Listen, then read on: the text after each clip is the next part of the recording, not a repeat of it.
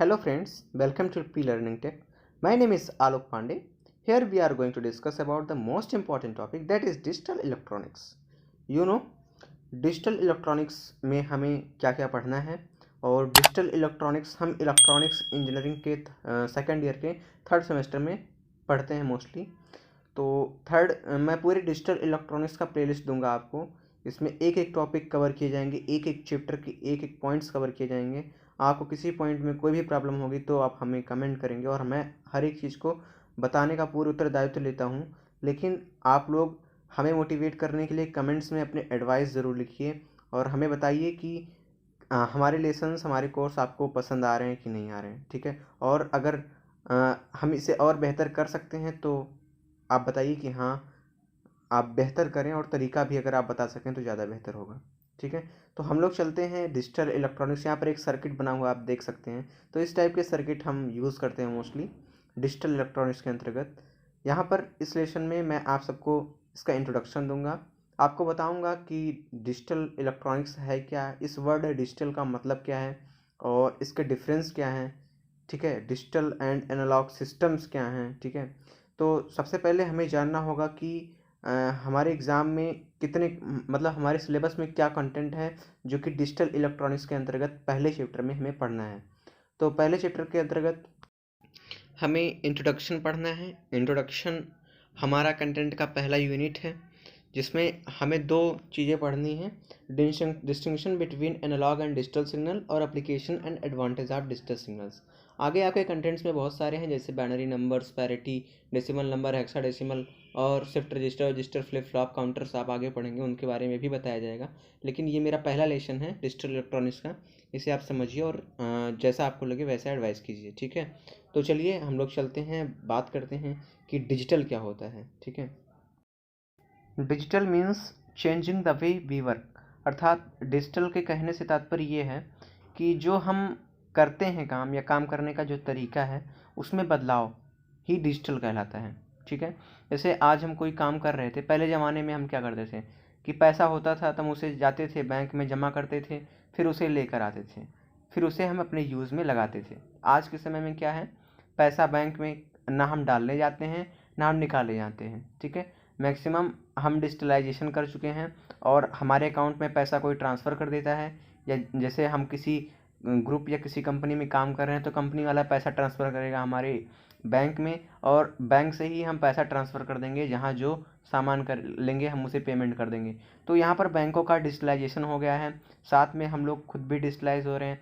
जैसे बहुत सारे पहले बहुत बड़ी बड़ी घड़ी आती थी, लोग सूर्य को देख करके घड़ी का पता लगाते थे, सूर्य देखते थे कि हाँ एकदम ऊपर है तो 12 बज चुके हैं, ऐसे लगता था, ठीक है। और आज का समय ये है कि डिजिटलाइज हो गया है, सब कुछ हमारे फ़ोन में है, सब कुछ हमारे घड़ी में, छोटी छोटी घड़ी बन गई हैं जो कि डिजिटलाइज है। थर्मामीटर का यूज़ करते हैं, उसमें थर्मामीटर भी लगा होता है, वॉच भी लगा होता है, फ़ोन भी कर सकते हो। तो क्या है, डिजिटलाइजेशंस हैं, कॉम्प्लेक्स सर्किट्स का यूज़ किया गया है, यहाँ पर आईसीज़ का यूज़ किया है। आगे समझेंगे हम इन चीज़ों के बारे में। तो आई होप आपको ये समझ में आया होगा। ये लिखने का जो है डिजिटल से तात्पर्य, कभी हम लोगों ने ये भी देख रखा है कि प्रायः डिजिटल का तात्पर्य अंक से भी होता है, कि अंकीय सूचना प्रदान करने या बाइनरी नंबर का यूज़ करते हैं तो डिजिटल्स कहलाते हैं। तो वो हम आगे इंजीनियरिंग में पढ़ेंगे कि डिजिटल इलेक्ट्रॉनिक्स के अंतर्गत क्या होता है। यहाँ पर मैं केवल डिजिटल की बात कर रहा हूँ। तो डिजिटल का आप पर्याय अंक से भी लगा सकते हैं, ठीक है। और बाकी हमने बताया कि डिजिटल मीन्स आधुनिकीकरण भी होता है, यानी modernisation in your work that you are doing. चलिए बात करते हैं डिजिटल इलेक्ट्रॉनिक्स की। तो डिजिटल इलेक्ट्रॉनिक्स क्या है, इलेक्ट्रॉनिक्स का एक ब्रांच है डिजिटल इलेक्ट्रॉनिक्स। तो digital electronics is a branch or part of electronics that uses binary numbers of 1 and 0 to represent information, number based system, logic operations, mathematical operations, building circuits with breadboard। कहने का तात्पर्य है कि digital electronics की वह शाखा या भाग है जिसके अंतर्गत हम बाइनरी नंबर 1 या 0 का प्रयोग करते हैं रिप्रेजेंट करने के लिए इंफॉर्मेशन को, नंबर बेस सिस्टम को, लॉजिक ऑपरेशंस को, मैथमेटिकल ऑपरेशंस को, बिल्डिंग्स और सर्किट भी बिल्ड करते हैं ब्रेडबोर्ड की सहायता से। यानी मेरे कहने का तात्पर्य ये है कि डिजिटल इलेक्ट्रॉनिक्स के अंतर्गत हम बाइनरी नंबर्स का यूज़ करते हैं। अब आप कहेंगे बाइनरी नंबर क्या है, तो थोड़ा वेट करिए। बाइनरी नंबर क्या है इसके बारे में मैं आपको अभी नेक्स्ट वीडियो में पूरा बाइनरी नंबर का एकदम अच्छे से बताऊंगा कि डेसिमल टू बाइनरी कन्वर्जन कैसे होता है। तो यहाँ पर आप बस इतना जानिए कि डिजिटल इलेक्ट्रॉनिक्स की वह शाखा है जिसके अंतर्गत हम लोग बाइनरी नंबर्स 1 एंड 0 का यूज़ करके इंफॉर्मेशन को रिप्रेजेंट करते हैं। और नंबर बेस सिस्टम भी इसी तरीके का है जिसमें हम 0 1 का यूज़ करते हैं। लॉजिक ऑपरेशन में भी 0 1 का यूज़ करते हैं। तो ये बाइनरी नंबर डिजिटल की रीड है। आगे हम लोग समझते हैं कि सिस्टम कितने प्रकार के होते हैं। तो ये भी 2 प्रकार के होते हैं, एनालॉग सिस्टम और डिजिटल सिस्टम। तो एनालॉग सिस्टम जिस प्रकार आप समझ रहे हैं कि एनालॉग सिस्टम वह सिस्टम होता है जो एनालॉग सिग्नल को मैनिपुलेट करता है या प्रोसेस करता है, उसे हम एनालॉग सिस्टम बोलेंगे। सेम एज डिजिटल सिस्टम वह सिस्टम होता है जो कि जो डिजिटल फॉर्म में सिग्नल होते हैं उनको क्या करता है, मैनिपुलेट करता है या फिर प्रोसेस करता है, वो डिजिटल सिस्टम कहलाता है। ठीक है। एनालॉग सिस्टम में आपने ईडीसीएम या ईसीडीएम पढ़ा ही होगा, जैसे ऑडियो एम्पलीफायर होते हैं, मैग्नेटिक टेप रिकॉर्डर होता है, प्लेबैक इक्विपमेंट्स होते हैं। ये सब क्या हैं? ये सब एनालॉग सिस्टम्स के ही एक एग्जांपल हैं। ठीक है। और एनालॉग सिस्टम में इनपुट एनालॉग होती है तथा इनका जो मान होता है वो एक कॉन्टिन्यूस रेंज में कुछ भी हो सकता है, जो कि यहाँ इंग्लिश में लिखा हुआ है। ठीक है। इसी प्रकार डिजिटल सिग्नल सिस्टम्स वह सिस्टम होते हैं जो कि डिजिटल सिग्नल का मैनिपुलेशन करते हैं, अर्थात इनको डिजिटल सिग्नल जो होते हैं डिजिटल प्रारूप में इनपुट किया जाता है। जो सिग्नल होता है डिजिटल रूप में होता है, यानी 0 1 के रूप में होता है। जैसे कई सारे एग्जांपल्स भी आप ले सकते हैं, जैसे digital computer, digital audio video equipments इत्यादि, वॉच, बहुत सारी चीज़ें, स्मार्टफोन सब डिजिटल हैं। तो बेसिकली 2 टाइप्स के सिग्नल होते हैं जो कि मैंने आपको बताया, जो कि इनपुट कराए जाते हैं सिस्टम्स में, इलेक्ट्रॉनिक्स में, जिनका यूज़ होता है। First is analogue signal and second is digital signal. इनके बारे में आपको अभी डिफरेंस पढ़ना है। तो आपको मैंने एक फिगर दिखा रखा है। इस फिगर में आप लोग देख सकते हैं कि एनालॉग सिग्नल में कंटिन्यूअस वेरी कर रहा है, एक साइन वेव की तरह बन रहा है, जिसमें हम टाइम और एम्पलीट्यूड के बीच में ग्राफ खींचे हैं। अगर जैसे जैसे टाइम बढ़ रहा है वैसे वैसे एम्पलीट्यूड शुरू में बढ़ रहा है, फिर घट रहा है, फिर बढ़ रहा है, फिर घट रहा है। यानी उसका क्या है कि वो कंटिन्यूअस अनंत मान तक सतत रूप से घट बढ़ रहा है, घट बढ़ रहा है, उसका कोई एग्जैक्ट वैल्यू नहीं है। जबकि आप देख सकते हैं डिजिटल सिग्नल में एग्जैक्ट वैल्यू है, या तो 1 रहेगा या तो 0 रहेगा, या तो 1 रहेगा या तो 0 रहेगा। ठीक है। तो ये क्या होता है, डिजिटल सिग्नल होता है। उसे हम डिस्क्रीट सिग्नल भी बोलते हैं। कहीं एग्जाम में डिस्क्रीट दिखे तो आप परेशान मत होना। ठीक है। तो क्या मैंने बताया कि बेसिकली 2 टाइप के सिग्नल होते हैं, analogue signal and digital signal. जिसमें एनालॉग सिग्नल क्या होता है, साइन वेव की तरह होता है, और डिजिटल सिग्नल 0 1 होता है जो कि आपका स्क्वायर वेव की तरह होता है, इसे डिस्क्रीट सिग्नल भी बोलते हैं। तो आइए आगे हम लोग समझते हैं इन दोनों में अंतर क्या होता है। तो 1 बाय 1 देखते हैं। पहला अंतर एनालॉग सिग्नल का। An analogue signal is a continuous wave that changes over a time period. Period होना चाहिए, यहाँ पे स्पेलिंग में थोड़ा मिस्टेक है।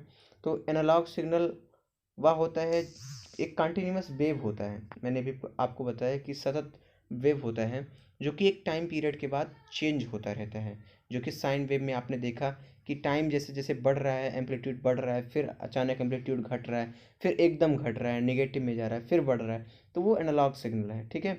डिजिटल सिग्नल में वही क्या होता है, ये एक प्रकार का डिस्क्रीट वेव होता है, और यह बाइनरी फॉर्म में इंफॉर्मेशन को कैरी करता है, यानी 0 1 के फॉर्म में। या तो हाई होगा या तो लो होगा, या तो हाई होगा या तो लो होगा। ठीक है। पहला अंतर क्लियर हो गया होगा, आई होप।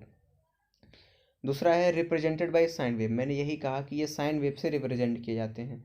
और दूसरा डिजिटल सिग्नल में रिप्रेजेंटेड बाय स्क्वायर वेव, यह स्क्वायर वेव के द्वारा रिप्रेजेंट किए जाते हैं। तीसरा अंतर, an analogue signal is described by the amplitude, period और frequency and phase. Same as मैंने बताया, अगर साइन वेव की तरह उसे ट्रीट किया जाता है तो वो एम्पलीट्यूड के बारे में बताएगा, पीरियड आवर्तकाल के बारे में बताएगा, फ्रिक्वेंसी, फेज, इन सब चीज़ें को पढ़ना होगा हमें एनालॉग सिग्नल में। लेकिन डिजिटल सिग्नल में हम बिट रेट और बिट इंटरवल्स के बारे में समझते हैं। ठीक है। चौथा अंतर है, एनालॉग सिग्नल की कोई फिक्स्ड रेंज नहीं होती, जबकि डिजिटल सिग्नल एक फाइनाइट नंबर पर वर्क करता है। उसके पास 2 ही होते हैं, 0 एंड 1।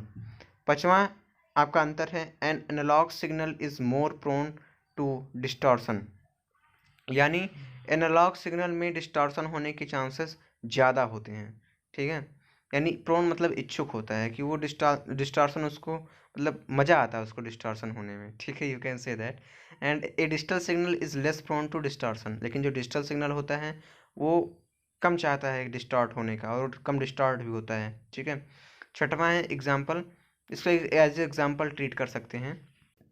एग्जाम्पल है the human voice is the best example of an analogue signal. जैसे हम बोलते हैं, जो मैं आपको बोल रहा हूँ वो एक एनालॉग सिग्नल है, ठीक है। यानी जो ह्यूमन की वॉइस है वो एक प्रकार की एनालॉग सिग्नल है। और दूसरा जिसमें डिजिटल सिग्नल में जो आपका अंतिम एग्जाम्पल है वह है सिग्नल्स। कंप्यूटर जिन सिग्नल्स को समझता है वो डिजिटल सिग्नल कहलाते हैं। कंप्यूटर में इन सिग्नल्स का यूज़ किया जाता है 0-1 का, बाइनरी का, तो ये डिजिटल सिग्नल्स होते हैं, ठीक है। तो आई होप आपको इन दोनों में अंतर समझ में आया होगा। अगर अंतर अब भी नहीं क्लियर है तो आप फिर से रिवाइंड कीजिए और हमारे वीडियो को देखिए, आपको हो सकता है समझ में आ जाए। और एक बार जितना लिखा हुआ है उनको पढ़िए खुद से भी, और उनको अपने माइंड से डिस्क्रिमिनेट कीजिए कि इनमें अंतर एग्जैक्टली है क्या, ठीक है।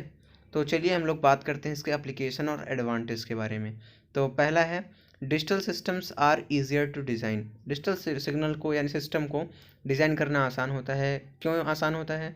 क्योंकि इनमें स्विचिंग सर्किट यूज़ किए जाते हैं। अब आप लोग कहेंगे कि इसमें लिखा नहीं है। जो मैं बोल रहा हूँ उसे ध्यान से समझिए और सुनिए और कॉपी पेन लेके बैठिए, ठीक है। तो डिजिटल सिग्नल को डिज़ाइन करना आसान होता है। क्यों आसान होता है? इनमें स्विचिंग सर्किट यूज़ की जाती हैं, ठीक है। और सिग्नल का वास्तविक मान महत्वपूर्ण नहीं होता है, जैसे उनकी हाई या लो, ठीक है। तो ये डिज़ाइन करना इजी होता है। दूसरा, इंफॉर्मेशन स्टोरेज इज़ इजी, यानी डिजिटल प्रारूप में सूचना को स्टोर करना आसान होता है, जिसमें मेमोरी का यूज़ होता है, आप लोग जानते हैं, RAM ROM. Accuracy and precision are greater, यानी इनकी एक्यूरेसी व प्रिसीजन भी अधिक होती है, ठीक है। और स्विचिंग सर्किट्स की संख्या को अगर हम बढ़ा दें तो एक्यूरेसी को भी बढ़ा सकते हैं। ऑपरेशन कैन बी प्रोग्राम्ड, इसमें जो ऑपरेशंस होते हैं कंप्यूटर की सहायता से प्रोग्राम किए सकते हैं। पाँचवा है digital systems are less affected by noise and distortion, अर्थात डिजिटल सिस्टम्स में शोर अथवा विरूपण का कोई प्रभाव नहीं पड़ता। मीन्स नॉइज़, जैसे आप पढ़ेंगे आगे कि सिग्नल में नॉइज़ आ जाता है जो कि एनालॉग सिग्नल्स में ज़्यादा आते हैं, लेकिन डिजिटल सिग्नल में ऐसा कम देखने को मिलता है। डिस्टॉर्शन कम होता है, ठीक है। और छठवां है मोर digital circuitry can be fabricated on IC chip, यानी डिजिटल सर्किट जो होते हैं वो आईसी चिप पर आसानी से फैब्रिकेट किया सकते हैं। सतवां है error detection and correction is possible in digital communication. Means सिग्नलों का डिजिटल संचार करने पर उनमें होने वाली त्रुटियों का डिटेक्शन करना संभव होता है, यानी जैसे कोई प्रॉब्लम हो गई तो बहुत सारे इक्विपमेंट्स ऐसे हैं जिनका यूज़ करके हम एरर को डिटेक्ट कर सकते हैं, ठीक है। आठवां है सिक्योर कम्युनिकेशन इज़ पॉसिबल। जो सिक्योर कम्युनिकेशन है, यानी कि जो हम कम्युनिकेशन एक स्थान से दूसरे स्थान तक करेंगे उनमें क्या होगा, सिक्योरिटी आ जाएगी। वो इनक्रिप्टेड होंगे, डिक्रिप्टेड होंगे, यानी इधर से हम इनकोड करेंगे, वहाँ से वो डिकोड करेंगे, तभी हमारे सिग्नल को समझ पाएंगे। इसके लिए हम पैरिटी का भी यूज़ करते हैं, आगे आप लोग पढ़ेंगे, ठीक है। और एंटी जैमिंग फैसिलिटी भी इसमें होती है। इस पर स्पेक्ट्रम प्रोवाइड करता है जो कि एंटी जैमिंग फैसिलिटी को। नौवां है compression of data is possible. जैसे कि आप लोग कोई पीडीएफ 4 MB का होता है उसे 1.5 MB में करते हैं। कैसे करते हैं? मोबाइल से करते हैं, तो वो डिजिटल तरीके से होता है, ठीक है। उसमें भी एक सिग्नल की प्रोसेसिंग होती है। 10वां है use of VLSI technology has made transceivers small in size and weight handy and mobile. कहने का तात्पर्य ये है कि वेरी वीएलएसआई मतलब क्या, वेरी लार्ज स्केल इंटीग्रेशन, यानी बहुत अधिक स्तर पर हमें कोई चीज़ इंटीग्रेट करना। तो ये आपने ईसीडी में पढ़ा होगा कि वीएलएसआई टेक्नोलॉजी क्या है। इससे क्या हुआ कि ट्रांसीवर्स स्मॉल साइज़ में आने लगे, उनका वेट कम होने लगा, वो मोबाइल स्तर पे हो गए, यानी कि उन्हें कैरी करना आसान हो गया, ठीक है। 11वां पॉइंट है digital circuits are more reliable, यानी डिजिटल सर्किट अधिक विश्वसनीय होते हैं। तो वास्तविकता में यही इसके मेन एडवांटेज हैं। इसमें कुछ एप्लीकेशंस हैं। तो आप लोग डिजिटल सर्किट्स के बारे में देखते ही होंगे, आपका वॉच, फ़ोन और टीवी, एलईडी, ये सब डिजिटल के तरीके से यूज़ किए जाते हैं। मोटरसाइकिल में भी जो मीटर लगा होता है जो स्पीड को देखता है, जो टैंक फुल के बारे में बताता है, वो भी अब डिजिटल आने लगा है। तो ये सब आप अपने दैनिक जीवन में विभिन्न एप्लीकेशंस को देख सकते हैं डिजिटल के, ठीक है। इसके कुछ दोष भी होते हैं, जैसे संसार की जो मैक्सिमम क्वांटिटीज़ होती हैं वो एनालॉग होती हैं, तो हमें क्या होता है एनालॉग से पहले डिजिटल में कन्वर्ट करना पड़ता है। इसके लिए हमें कन्वर्टर लगाना पड़ता है, तो एक्स्ट्रा चार्ज हो गया। तो ये इसके कुछ डिमेरिट्स भी हैं जो आपको समझ में आने चाहिए, और ये तो आपको एकदम भौतिक रूप से आपके दिमाग में हमेशा होनी चाहिए कि डिजिटल एनालॉग में अंतर क्या है, दोनों में अच्छा क्या है, ठीक है। तो आई होप आपको ये वीडियो समझ में आया होगा। अगर आपको कुछ प्रॉब्लम हुई हो इसमें से तो आप हमें कमेंट में लिखिए कि हाँ आप इस चीज़ को फिर से समझाइए, तो मैं आपको ज़रूर ट्राई करूँगा बताने का। तो आई होप आपको ये वीडियो पसंद आया होगा। थैंक यू फॉर वॉचिंग, और प्लीज़ सब्सक्राइब और शेयर करना ना भूलें। धन्यवाद।